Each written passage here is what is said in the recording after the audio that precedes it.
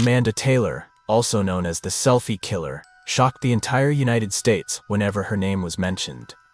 She murdered her father-in-law with 31 stab wounds, even boasting about it on social media as a proud achievement. Her selfies beside the victim's body and provocative captions not only horrified the public, but also made Amanda the focus of a nationwide manhunt. But did her arrogance help her evade justice? And what turned a young woman into such a cold-blooded killer? Let's delve into this horrific case where arrogance and violence surpassed all boundaries, exposing the dark corners of a self-satisfied murderer. Don't forget to like and subscribe to avoid missing more shocking stories.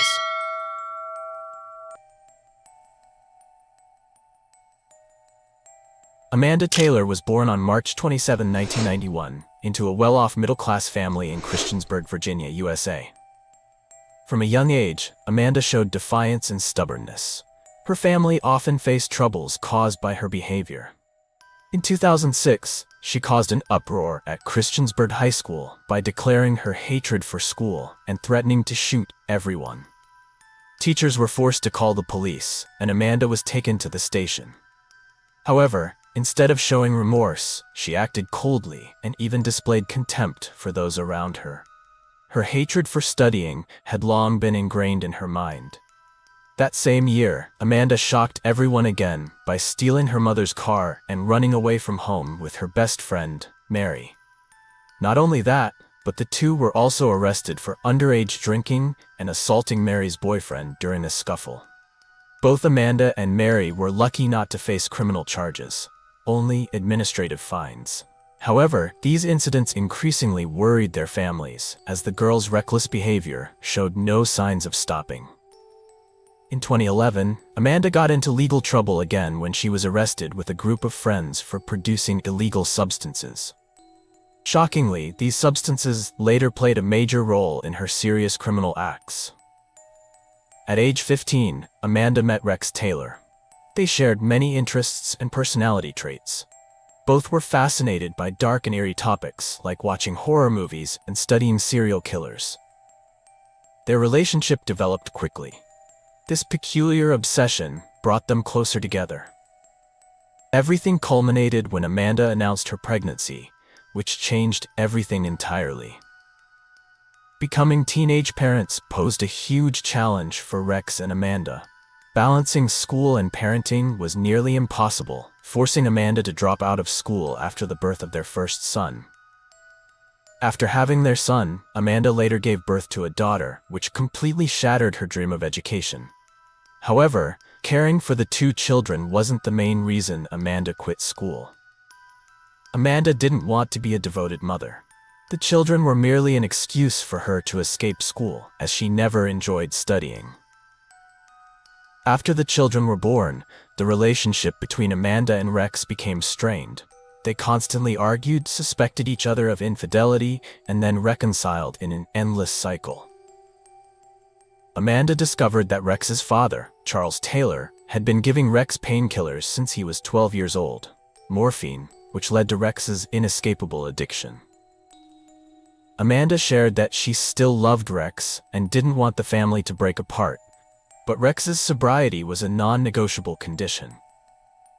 When Rex returned to his father's house to detox, things worsened. Every time Rex helped his father with chores, he was rewarded with the very drugs he was trying to quit, worsening his addiction. When deprived of drugs, Rex experienced pain and irritability, but Charles was indifferent to his son's suffering. To neighbors, Charles appeared kind, but Amanda knew his true nature. One late April day in 2014, less than a month after Amanda asked Rex to leave the house to detox, tragedy struck. It was their son's 7th birthday, but Rex never showed up. Charles Taylor, Rex's father, discovered his son's body in the storage shed. Rex had ended his life with a rope, a tragic and painful decision. He knew that if he couldn't escape his addiction, he would lose Amanda and the children forever. News of Rex's death spread quickly. Mary, Amanda's best friend, was the first to receive the bad news from Rex's grandmother. Mary immediately called Amanda to confirm, and that phone call shattered Amanda's world. Amanda was utterly devastated by the news. Amanda and Rex had been together for 8 years, though they had broken up only a month earlier. Their tumultuous relationship still left many unforgettable memories. Amanda completely blamed Charles Taylor for Rex's death. She believed that if Charles hadn't introduced Rex to drugs, things could have been different. However, Charles turned the blame on Amanda, accusing her of abandoning Rex during his most difficult time. Tensions peaked at Rex's funeral. Charles, carrying a gun, attended in a furious state. Fearful and traumatized, Amanda couldn't bid Rex a peaceful farewell. After the funeral, Amanda's grief and hatred began to consume her mind. She shared that Rex had once taught her how to take someone's life with everyone around. Dark thoughts started to grow in Amanda's mind, as if a demon was urging her to act. Perhaps Rex had instilled in Amanda a strange fascination with criminal cases and killers. Amanda began to think that everything she did from then on was to make Rex proud, as a way to stay connected to him. It was then Amanda realized she needed a new partner to replace Rex. Johnny, Sean's boyfriend, caught her attention. If Rex was gone, Amanda would create a new ally for her terrifying plans. Sean was renting a small basement room at Mary's house, living with his boyfriend Johnny. Johnny secretly loved Amanda and was willing to do anything for her. However, Amanda only used him, occasionally pretending to care to gain his help. Johnny was unaware that Amanda was merely playing with his emotions. On March 27, 2015, Mary, Johnny, and Sean organized Amanda's 24th birthday at Mary's house. It was Amanda's first birthday without Rex after 8 years together. Since Rex shared the same birthday, the group tried their best to help Amanda forget her sorrow. The party was lively, but Amanda unexpectedly suggested visiting Rex's grave. Everyone was concerned, knowing Amanda was in a fragile mental state. Moreover, she carried a knife in her bag, a worrying sign. At the cemetery, Amanda lost control. She pulled the knife from her bag, held it to her neck, and screamed that she wanted to join Rex. Johnny and Sean managed to stop her in time, dragging Amanda back into the car and taking her to her mother's house to calm her down. By then, it was nearly 11 p.m., and everyone thought Amanda had settled down. But as soon as she stepped out of the car, she erupted again. Amanda struggled, wildly swinging the knife, and screamed that today was her and Rex's day, and they had to be together. Amanda even threatened to take her 2 children with her if anyone tried to stop her. In this tense situation, her family had to call the police. Amanda was arrested and taken to St. Albans Psychiatric Hospital in Christiansburg for treatment. At the hospital, Amanda admitted to doctors that she constantly thought about suicide or harming others. She explicitly stated that if released, she would kill someone, and even named her target, Charles Taylor. Upon learning this, Mary and Amanda's mother immediately contacted the hospital, pleading with the doctors to keep Amanda for further treatment. They believed she was a serious threat to those around her. Despite the warnings, the hospital released Amanda less than a week later, citing they had no legal authority to detain her. Upon her release, Amanda immediately called Mary, asking to visit her home. Mary, sensing Amanda was extremely dangerous, declined, and instead informed Amanda's parents of the situation. Amanda's parents, after discussion, decided not to take her back home. During her hospital stay, they had completed legal procedures to gain custody of her 2 children through social services. Additionally, in their desperation to handle their daughter, Amanda's parents asked Sean to take care of her temporarily. Sean was the only one who still trusted and cared for Amanda. Having rented a room in Amanda's house for a long time, they had grown close. Sean believed he could help Amanda calm down. However, Sean failed to realize one thing. Johnny, his boyfriend, had already fallen for Amanda and eventually ran away with her. On March 30, 2015, Sean and Amanda stayed at a motel. The next day, they visited Sean's parents' house to pick up some belongings. At the house, Amanda acted calm and normal, arousing no suspicion. However, after they left, Sean's stepfather noticed that 2 guns were missing from the weapon cabinet. Unsure of who had taken them, he hesitated and didn't report it to the police. Amanda, having stolen the weapons, made no effort to hide her intentions. She decided to head to Charles Taylor's house in Iron, Virginia, the place she believed had caused Rex so much suffering. Amanda saw this as her final mission for her late husband. The address of Charles's house, 327, held a special meaning for Amanda. It was the birthday she shared with Rex, March 27th. Blinded by his devotion to Amanda, Johnny willingly supported her in carrying out this plan. Before acting, Johnny bought Amanda a new knife to replace the one confiscated by Mary on her birthday. This became the weapon Amanda used to commit her gruesome act. That night, Amanda and Johnny went to Charles's house. Amanda was determined to make Charles pay for what she believed he had done to Rex. She wanted him to suffer both physically and emotionally. When Charles opened the door, Johnny immediately struck him on the head with a stick, knocking him down. Without hesitation, Amanda pulled out the new knife and inflicted 31 stab wounds on Charles's body. But she didn't stop there. After killing Charles, she did something even more horrifying. She took pictures with his corpse and posted them on social media. In her post, Amanda claimed she had a justified reason for her actions. She accused Charles of harming Rex by getting him addicted to drugs. After committing the crime, Amanda didn't hide but instead challenged the police. She declared, "Don't try to find me, or more people will end up in the grave."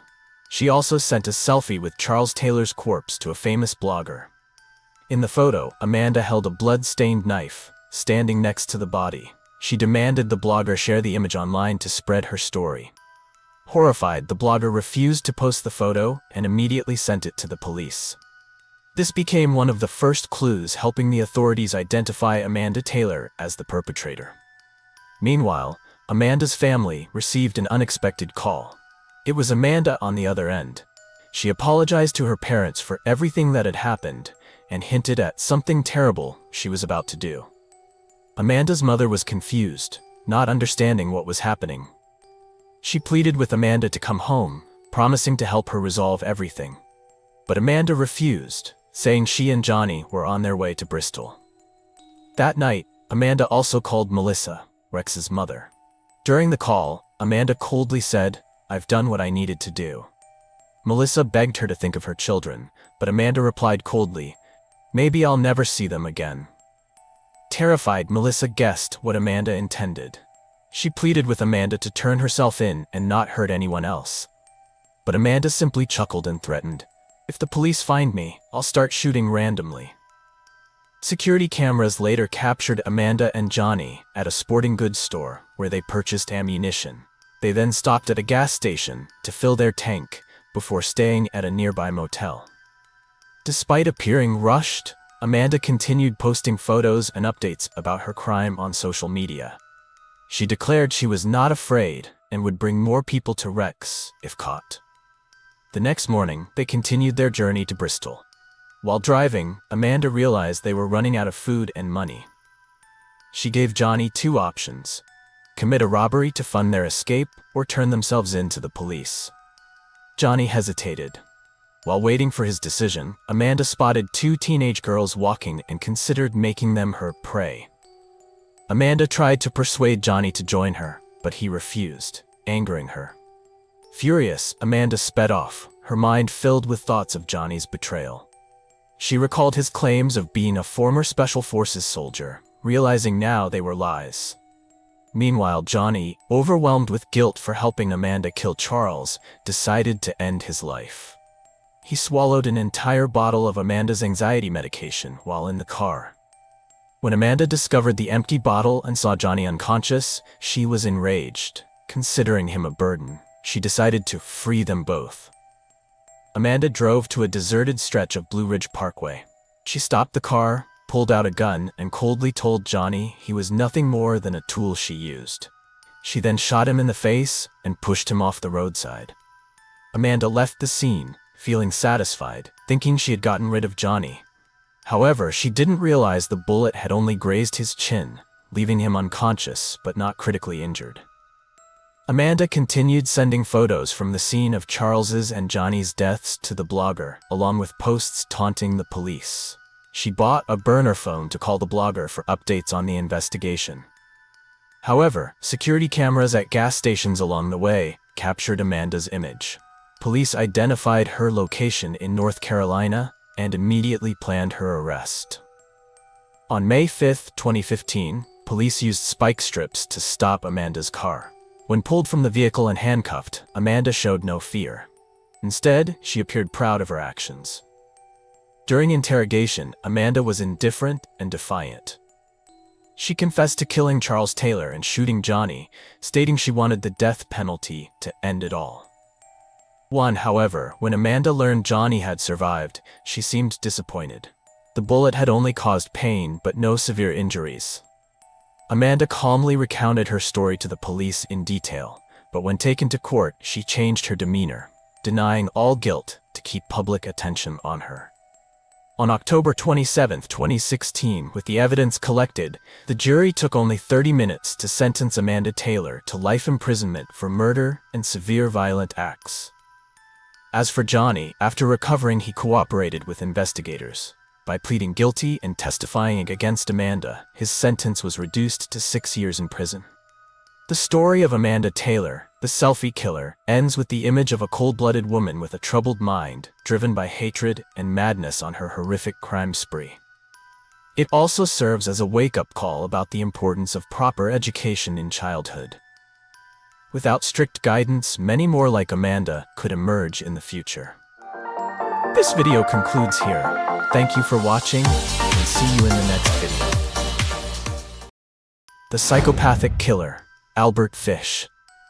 A name synonymous with some of the most gruesome crimes in American history. He not only killed, but also committed deviant acts and consumed his victims in the literal sense. Even more horrifying, Fish sent letters describing his heinous actions to the victims' families, detailing how he processed the bodies and consumed their flesh over the course of 9 days.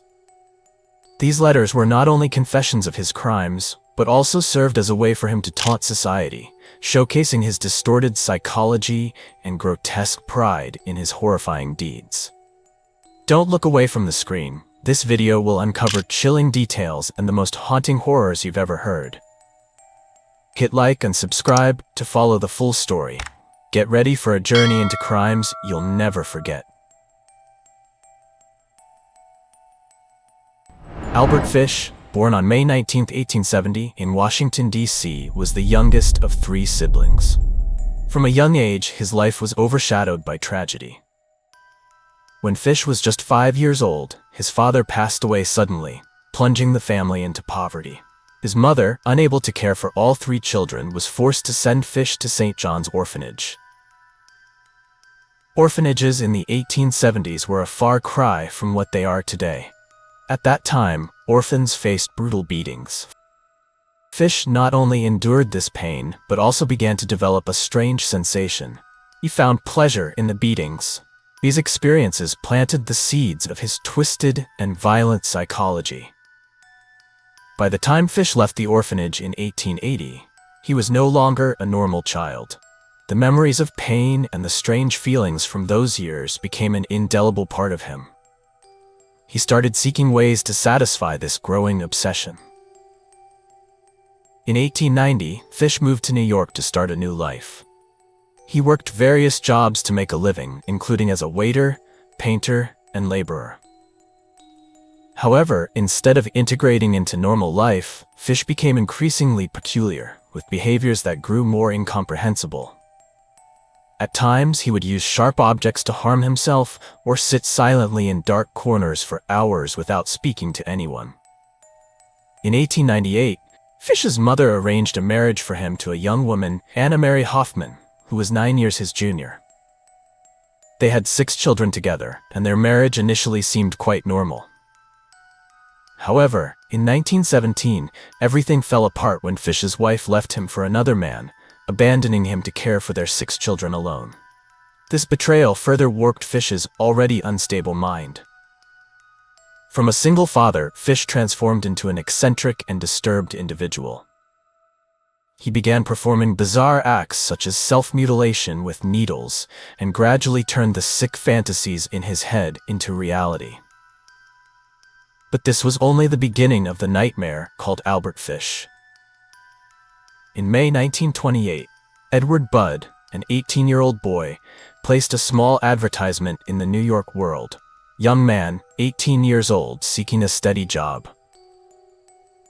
Edward hoped to help his family escape the crushing poverty they were enduring. Just 3 days later, on May 28th, an elderly man who identified himself as Frank Howard, a farmer from Farmingdale, contacted Edward. Howard claimed he needed help on his farm, which he described as having hundreds of chickens and many dairy cows. He promised to pay $15 per week, a substantial amount for the Budd family at the time. Howard easily gained the Budd family's trust with his respectable appearance and his story about the promising farm. Delia Budd, Edward's mother, later recalled that Howard seemed like a kind grandfatherly figure, with nothing suspicious about him. He even brought gifts like strawberries and cheese, claiming they were from his farm. Howard also agreed to hire Willie, Edward's best friend, to work alongside him. During lunch with the Budd family, a moment occurred that changed everything. Grace Budd, their 12-year-old daughter, entered the room. Frank Howard's eyes were immediately drawn to Grace. In that instant, his focus shifted entirely away from Edward. Grace had become his new target, a perfect victim for the depraved plans he had been harboring for so long. Howard pretended to be friendly, taking out 50 cents and handing it to Grace, saying, "Buy some candy for yourself and your sister Beatrice." Although a small amount, this gesture made the Budd family feel he was a generous man. After lunch, Howard said he needed to leave to attend a birthday party, but promised to return in the evening to pick up Edward and Willie for work on his farm. Before leaving, he gave the two young men $2, telling them to go watch a movie for entertainment. Unexpectedly, he suggested, "Grace, would you like to come with me to the birthday party? I'll bring her back before 9 p.m. Absolutely safe." Mrs. Delia Budd hesitated. However, when Howard provided the address of the party, an apartment at 137 Columbus, Grace's father, Mr. Albert Budd, agreed, so she reluctantly consented. Mrs. Delia helped Grace put on her finest coat. The little girl smiled brightly as she held Howard's hand and walked out. None of the Budd family suspected that this would be the last time they saw Grace. That night, the Budd family was consumed with worry. Grace had never been away from home for so long, and Frank Howard's promise to return her by 9 p.m. had been completely forgotten. No one in the family slept that night. They sat up all night waiting, hoping Grace would come home, but she had completely vanished. The next morning, Edward Budd decided to go to the New York police station to report his sister's disappearance. He recounted the entire story, including how Frank Howard appeared and how he managed to gain the family's trust. Police began investigating Frank Howard. They checked the address he had provided at 137 Columbus, only to discover that the address did not exist. This led police to suspect that the entire story Howard had told was an elaborate deception.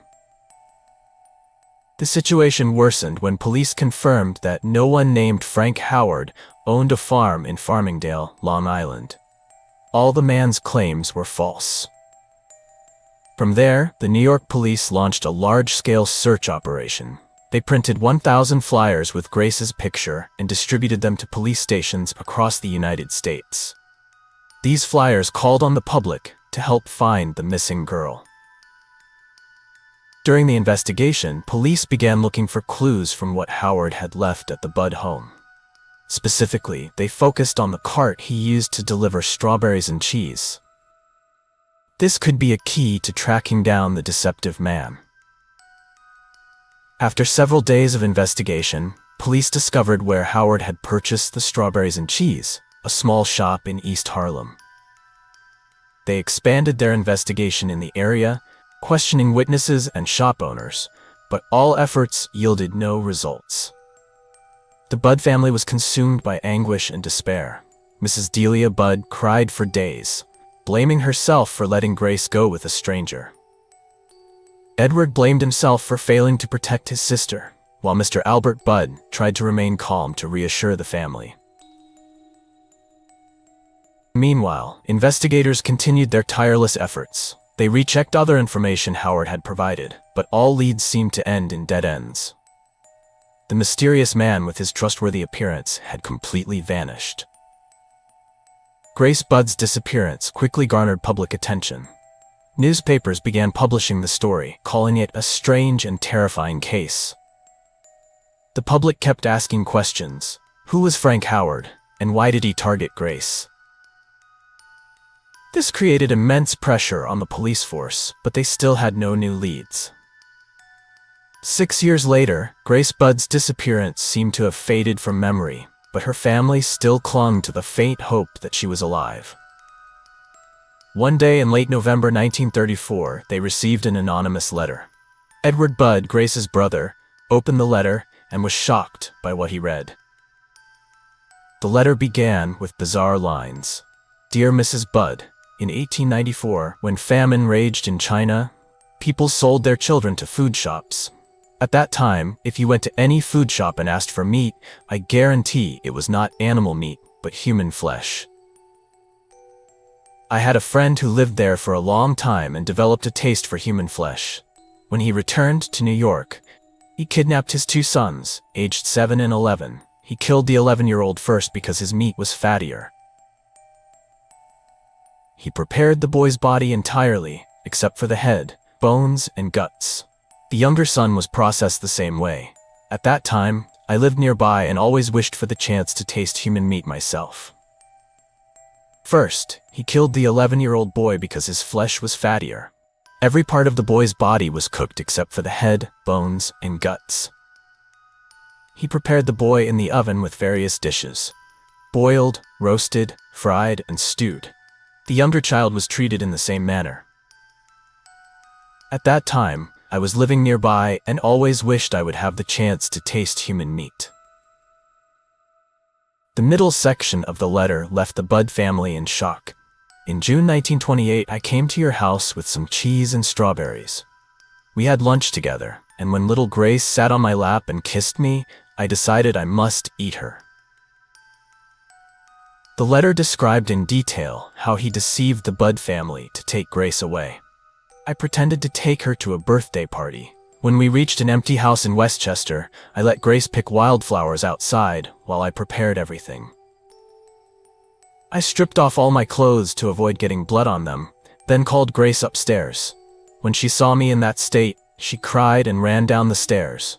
I grabbed her, tore off her clothes, and even though she kicked and bit me, it was all in vain.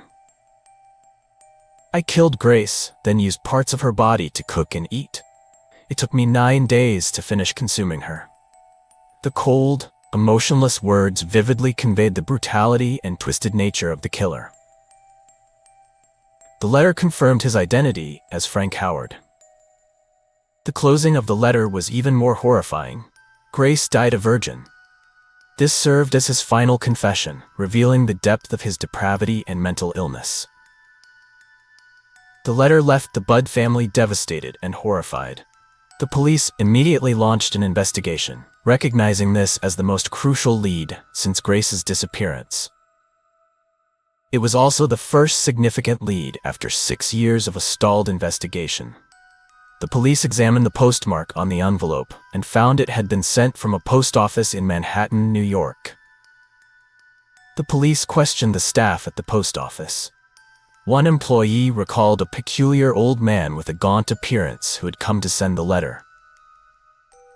The employee described him as short, with silver hair, a wrinkled face, and an anxious look, always glancing around nervously. Using this information, the police began searching records of individuals previously arrested for crimes against children in the area. The name Albert Fish, an elderly man with a history of arrests for child molestation, quickly surfaced in the records. Fish lived in a rundown apartment at 200 East 52nd Street, Manhattan. Neighbors described him as eccentric, often mumbling to himself and exhibiting bizarre behavior, such as inserting needles into his own body. The police decided to surveil Fish to gather more evidence. They stationed officers near his apartment and discovered that Fish frequently carried a heavy bag, likely containing tools, and left his home late at night. One day, Fish went to the post office to send another letter. The police followed him and waited. After confirming he was the man who sent the letter to the Budd family, they decided to act. Fish left the post office, completely unaware that he was being followed. As he turned into a small alley, the police surrounded him.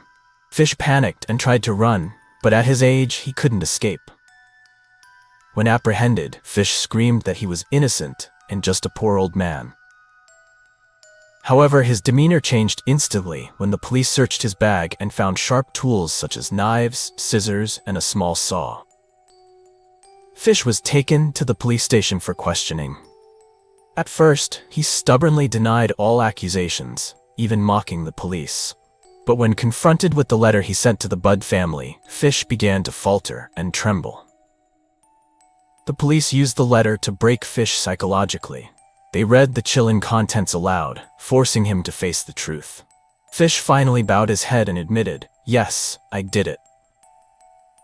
Fish recounted the details of his crimes with a disturbingly calm expression. He confessed that Grace Budd wasn't his first victim, but was the one he considered the most perfect. Before Grace, Fish had murdered Francis McDonnell, 9 years old, in 1924 on Staten Island. The boy's body was found in a forest, showing signs of strangulation and abuse.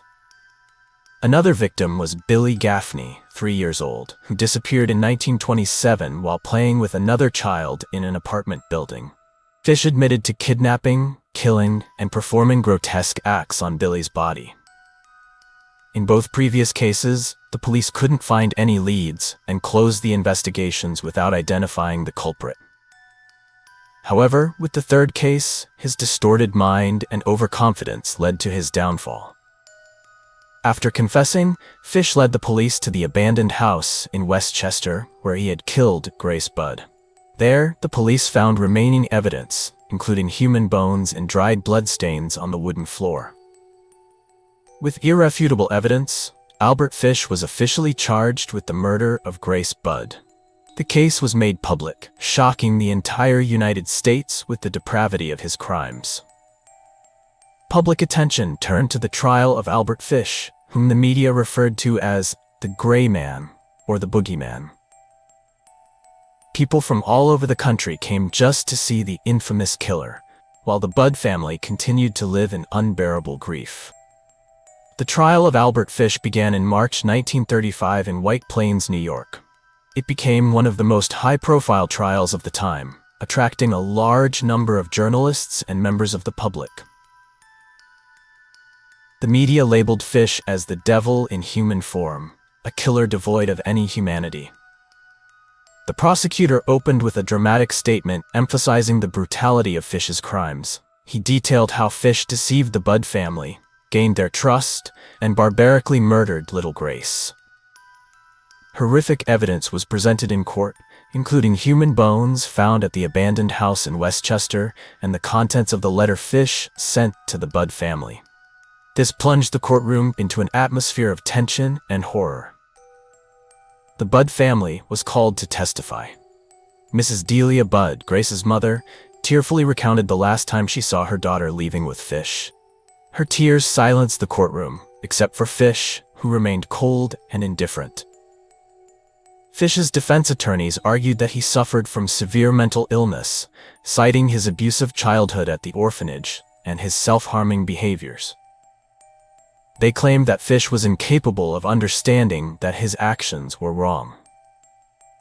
To counter this, the prosecution presented testimony from psychiatric experts who confirmed that while Fish exhibited signs of mental illness, he fully understood and intentionally carried out his heinous acts. The calculated manner in which he planned and deceived the Budd family was undeniable proof of his intent. After more than an hour of deliberation, the jury found Albert Fish guilty on all charges, including kidnapping, murder, and other grotesque acts. He was sentenced to death. On January 16, 1936, Albert Fish was executed in the electric chair at Sing Sing prison. In his final moments, he showed no fear or remorse, and even stated, "I am ready to go to the chair as if it were a thrilling journey." The execution was carried out swiftly. As the first surge of electricity coursed through his body, the haunting existence of Fish came to an end, bringing relief to the Budd family and society at large. Albert Fish's death closed a horrifying chapter in American criminal history. However, the gruesome details of his crimes and the questions surrounding his distorted psyche continue to haunt people to this day. The Budd family could never fully recover from the pain of losing Grace, but they found some solace in knowing that the killer had received the punishment he deserved. This concludes the video. Thank you for following this thrilling story. If you found this video engaging, don't forget to hit like, subscribe to the channel, and turn on notifications so you won't miss the next captivating story. In 1990, the body of Beverly McGowan, a bank employee, was discovered in a remote swamp in Florida, USA. What seemed like an ordinary murder case turned out to be the key to unveiling the whereabouts of a criminal that took police decades to find. None other than the infamous Chameleon Killer, Elaine Parent.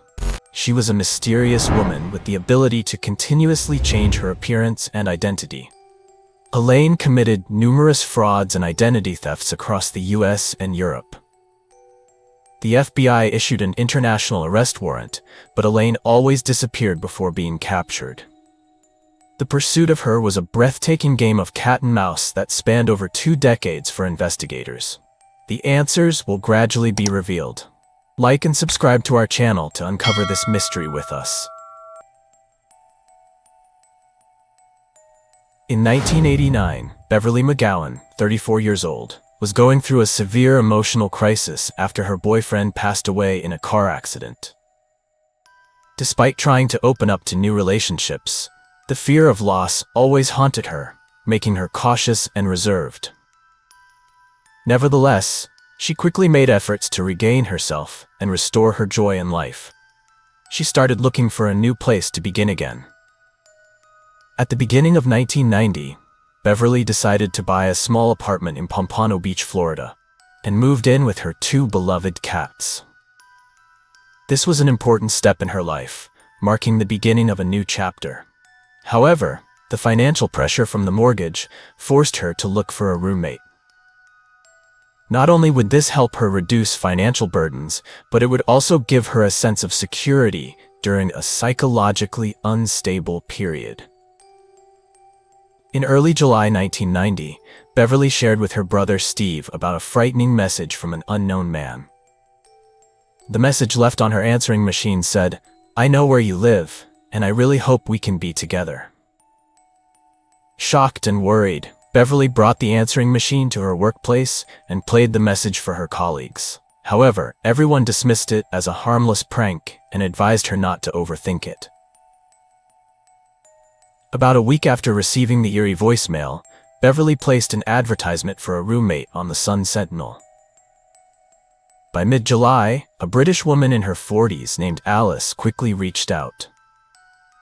Alice claimed to be an IBM employee who had just been transferred from London to the Fort Lauderdale office. With a successful appearance, confidence, a luxury car, and a refined fashion sense, Alice easily left the impression of being an ideal and trustworthy tenant.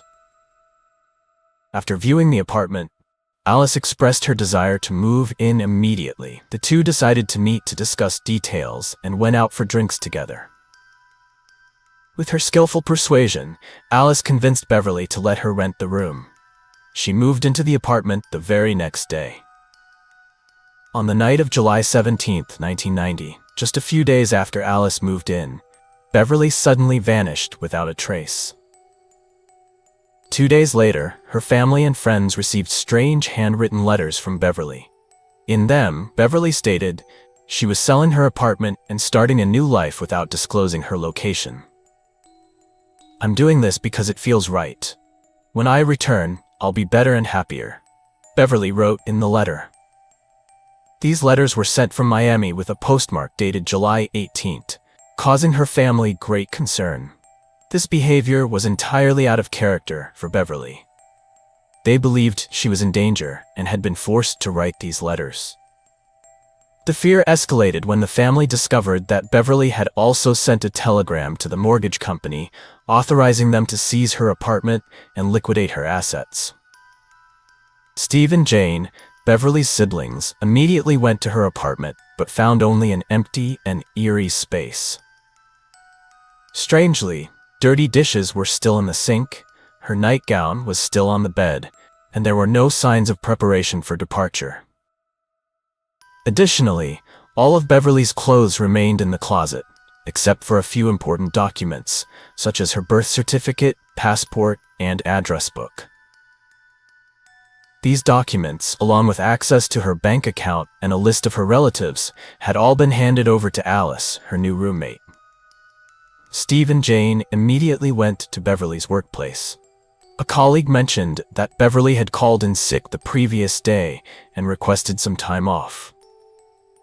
The colleague noted that Beverly's voice sounded tired and hoarse, but they still recognized it as hers. After leaving the office, unable to wait any longer, Steve and Jane decided to report their sister's disappearance to the police. That same day at around 7 p.m., Jesse Madd, a 31-year-old resident of Florida, was fishing at an isolated irrigation canal in St. Lucie County, about 160 kilometers from Pompano Beach. As he approached a dense bush, he discovered a black plastic bag floating on the water. Curious, Jesse pulled the bag ashore and was horrified to find inside the dismembered body of a woman. Some body parts, such as the head and both hands, had been detached. The perpetrator had even attempted to erase the little rabbit tattoo on the victim's abdomen. However, the killer overlooked a small tattoo on the ankle, a yellow rose. This crucial detail helped the police identify the victim as Beverly McGowan. On July 21, 1990, the police confirmed the victim's identity as Beverly McGowan after an autopsy. The results indicated that she had been murdered at a different location, most likely on July 18th, the same day she sent the letters to her family. This raised the theory that she had been attacked after writing those strange letters. Beverly's apartment was thoroughly examined, but no signs of struggle, fingerprints, fabric fibers, or hair were found. This suggested that the perpetrator was a professional with experience in eliminating evidence flawlessly. The meticulously planned nature of the crime led investigators to suspect a deeper motive. On the same day the body was found, police received a report that a woman had used Beverly's credit card to shop at the Aventura Mall in Miami. Store employees described the woman as having golden blonde hair, blue eyes, and a charming smile. She spoke with a perfect British accent and exuded confidence, leaving a strong impression on those around her. A bank report also revealed that $795 had been withdrawn from Beverly's account. With this evidence, Alice quickly became the prime suspect. However, tracking her down was difficult due to a lack of information. Police contacted IBM and discovered that no employees had been transferred from the UK to Florida. Furthermore, the office where Alice claimed to work in Fort Lauderdale did not exist. Investigators realized that Alice's entire identity was an elaborate facade, carefully planned before she took action. This was further confirmed when a person identifying as Sam appeared at the Thunderbird travel agency in Miami shortly after Beverly's body was found.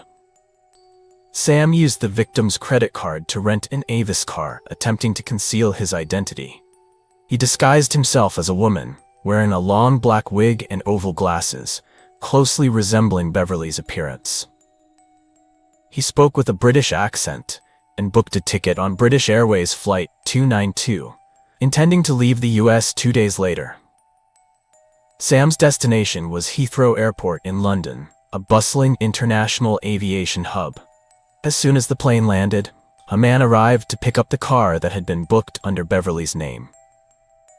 With a suspiciously calm demeanor, he used the victim's credit card information to complete the process. However, after removing his disguise, he ran into trouble when Beverly's family had already blocked her credit card. Sam then paid in cash and drove away from the airport, vanishing without a trace. No one knew for sure who Sam or Alice truly was. Were they the same person, or were they accomplices? However, the discovery of unusual transactions in London using Beverly's credit card led the investigation to expand internationally. U.S. investigators immediately contacted the British authorities to collaborate on tracking down the person who had illegally used the victim's credit card. British police focused their forces at Heathrow Airport, where the suspect was supposed to return the rental car. However, when the time came, the suspect had vanished without a trace. The rental car was found in a parking lot near the airport, meticulously cleaned. This further complicated the case, raising suspicions that the suspect had used a false identity to leave the UK. The US police launched a large-scale investigation on flights returning to America.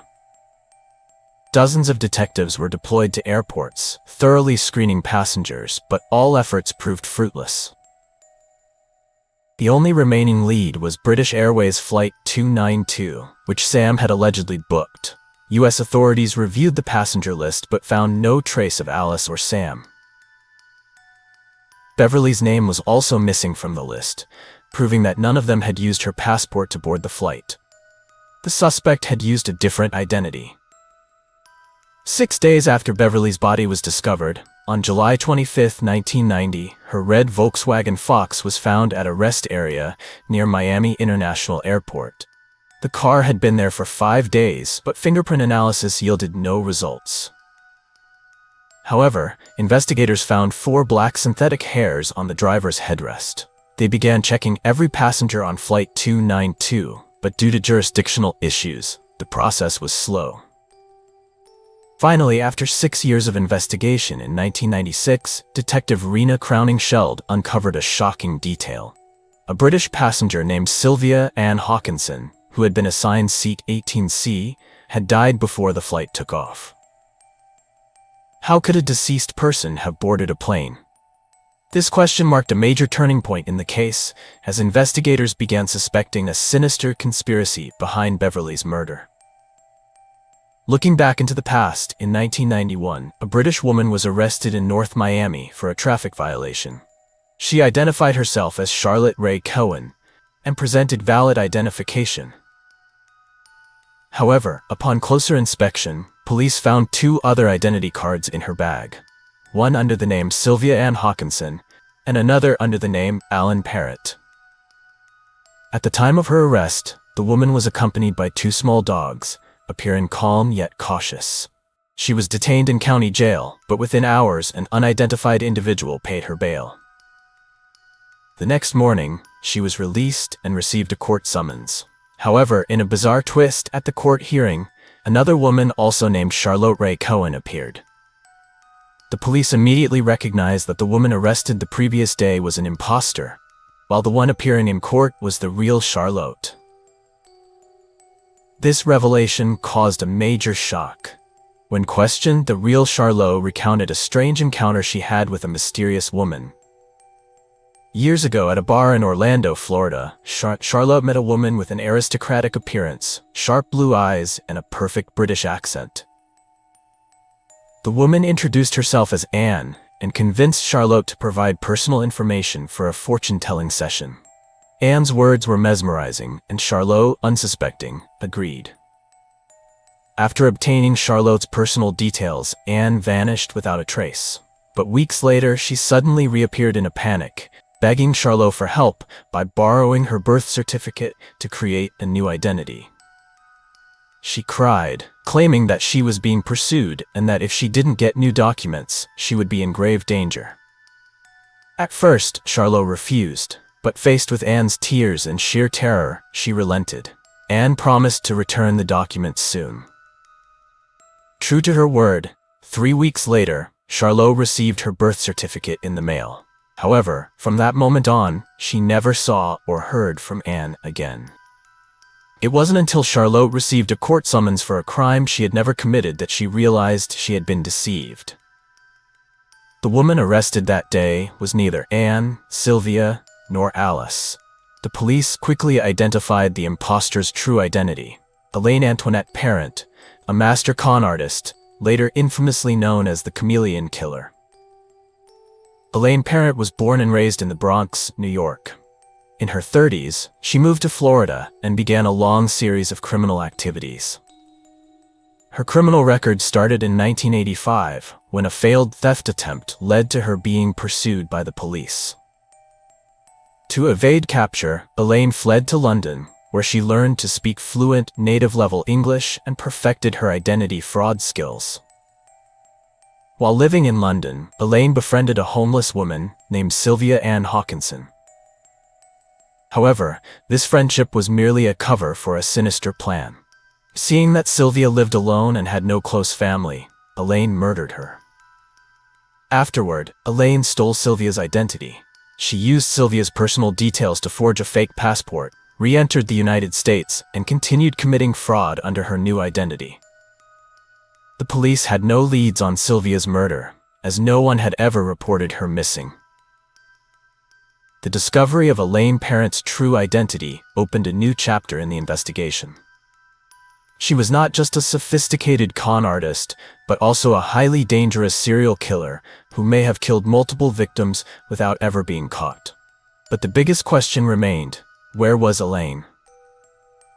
In the years that followed, Elaine Parent continued her escape and crime spree, using over 20 different identities. She stole identities from both men and women across both sides of the Atlantic. Her victims were either scammed, murdered, or suffered both fates at once. In fact, Charlotte Ray Cowan was the only known survivor after encountering Elaine.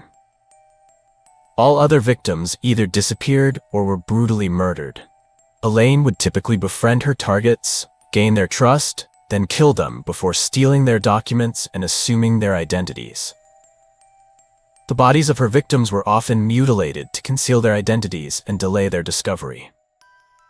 While police struggled to determine the true identity of each victim, she had already moved on to a new target and continued her cycle of crimes. Elaine was described as a master con artist, a skilled actress with an unpredictable ability to transform herself. She possessed an irresistible charm, was highly adept at gaining trust, and would strike when her victims least expected it. She could switch personas effortlessly, from a wealthy, sophisticated lady to a vulnerable woman in need, making it easy for people to fall into her trap. With razor-sharp intelligence and extraordinary impersonation skills, Elaine even mocked law enforcement. Her nickname, the Chameleon, was not assigned by the police. It was her own creation. A hand-drawn postcard was sent to the police department with a message: "Best wishes from your chameleon," a blatant challenge to investigators. By constantly changing her appearance, assuming multiple identities, and frequently moving between the US and the UK, Elaine successfully evaded capture for nearly 2 decades. But in the end, she made one fatal mistake, leading to her downfall. After being arrested in 1991 under the false identity of Charlotte Ray Cowan, Elaine was asked to provide additional documents. Investigators who had been closely tracking Beverly McGowan's murder case discovered that Elaine possessed Sylvia Hawkinson's identification card, a victim who had been dead for years. Detecting suspicious elements, the police began to re-examine all the evidence related to Beverly's murder. They paid particular attention to a notebook found in Beverly's apartment, which contained farewell letters believed to have been written by her before she disappeared. At first glance, the letters were written entirely in Beverly's handwriting. But when forensic experts used an electrostatic detection apparatus, ESDA, they uncovered hidden writing impressions beneath the visible text. These hidden markings were invisible to the naked eye, but they revealed someone had manipulated the letter's content. When the concealed writing was restored, it contained an angry, vengeful message. "You will pay for this. I guarantee it. After what you've done, I have no regrets about destroying what I created. The handwriting perfectly matched Elaine Parent's own script, proving that she had been present at Beverly's apartment at the time the letters were written. This became the most crucial piece of evidence linking Elaine to the crime. But the mystery did not end there. The ESD device also revealed the intended recipient's address for this hostile letter. Police followed the address and found a key witness, a person referred to as Witness X. Witness X was a businesswoman in London who had received this letter from Elaine years earlier. When questioned, she confirmed that Elaine was her former lover with a deeply troubled past. In 1990, shortly after breaking up with Witness X, Elaine stole 2 of her small dogs and later demanded ransom money for their return. This detail matched exactly with the 2 small dogs found in Elaine's car when she was arrested under the fake identity of Charlotte Ray Cohen in 1991. By this point, the puzzle pieces were finally falling into place. Elaine was Anne, the con artist who had deceived Charlotte Ray Cohen. She was also Sylvia Ann Hawkinson, the woman who had used a stolen identity to board Flight 292. And most importantly, she was Alice, the roommate who had murdered Beverly McGowan. The only question left was, where was Elaine now? With her expert disguise skills and 17 years of experience evading capture, she had frustrated law enforcement on both sides of the Atlantic for years. Beverly McGowan's case was first featured on the TV show Unsolved Mysteries in 1991, shocking the American public. Famous host Robert Stack confirmed that Elaine Parent was one of the most wanted women in the world at that time. The show America's Most Wanted also aired an alert to help locate the Chameleon Killer, leading many Americans to pay closer attention to anyone resembling Elaine. On April 6, 2002, after over a decade in hiding, a viewer of the fugitive program provided a critical tip leading police to Elaine Parent's hideout, a small apartment in Panama City, Florida, where she was living under yet another false identity. When police knocked on the door, Elaine answered with a calm demeanor. She was wearing pajamas and holding a military ID card under the name Dolan Thompson. At first glance, the ID seemed valid, but police insisted she come to the station for questioning. Elaine asked for permission to change clothes before leaving. While officers waited outside, one officer double-checked her ID and found it was fake. Sensing something was off, another officer knocked on Elaine's bedroom door. From inside, Elaine calmly responded, "I'm still changing. Give me a moment." No one knew that these would be her final words. Suddenly, a gunshot rang out. When police stormed into the room, they found Elaine had taken her own life using a .357 Magnum revolver. The woman who had evaded capture for nearly 2 decades, the Chameleon Killer, had chosen to end her own life rather than face justice. At the scene, police found a collection of wigs, disguises, fake identification documents, and even stage makeup guides, all the tools Elaine had used to change her appearance over the years. Elaine Parent was quietly buried at the age of 60, taking all her darkest secrets to the grave. But the case was not truly over. The most haunting question remained: how many people had Elaine really killed? Police confirmed she had taken the lives of at least 8 victims and had stolen countless identities during her years in hiding. However, many believed that Elaine was connected to even more unsolved murders that were never discovered. During the investigation, police were never able to find her birth certificate or any official documents proving Elaine's true identity. This raised a chilling theory. Could Elaine herself have been living under a stolen identity all along? Could she have been a missing person who was never reported, or an unidentified victim from another crime? While Elaine's true origins remained a mystery, the families of her victims, including Beverly McGowan's family, finally found some relief, knowing that the killer was no longer a threat. But what about the second suspect? The mysterious man named Sam, who had used Beverly's credit card to book a flight and rent a car, was never found. The case was only partially solved, as Sam's identity and whereabouts remained unknown. But one chilling possibility couldn't be ruled out. Did Sam even exist? Or was he simply one of Elaine's many disguises? The case ends here, but Elaine Parent's legacy remains one of the most haunting mysteries in true crime history. What do you think about Elaine Parent? How many more victims remain undiscovered? Leave your thoughts in the comments below. This video is now concluded. If you found this story compelling, don't forget to like, subscribe, and share so we can continue bringing you more strange, emotional, and gripping cases. Thank you for watching, and see you in the next video.